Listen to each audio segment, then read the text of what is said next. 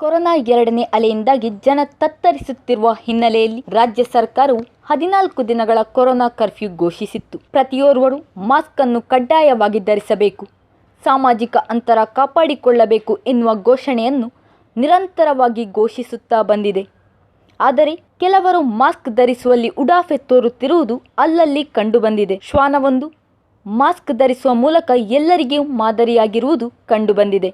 ಇಲ್ಲಿನ ದರ್ಬೆ ಜಂಕ್ಷನ್ನಲ್ಲಿ ಪುತ್ತೂರು ನಗರ ಠಾಣಾ ಪೊಲೀಸರು ಬೆಳಗ್ಗೆ 10 ಗಂಟೆಯ ನಂತರ ಅನಗತ್ಯ ವಾಹನ ಓಡಾಟವನ್ನು ನಿಯಂತ್ರಿಸುತ್ತಿದ್ದಾಗ ಈ ದೃಶ್ಯ ಕಂಡುಬಂದಿದೆ. ಸರ್ಕಾರ ಬೆಳಗ್ಗೆ 6ರಿಂದ 10 ಗಂಟೆವರೆಗೆ ಅಗತ್ಯ ವಸ್ತುವನ್ನು ಖರೀದಿಸಲು ಅವಕಾಶ ನೀಡಿತ್ತು.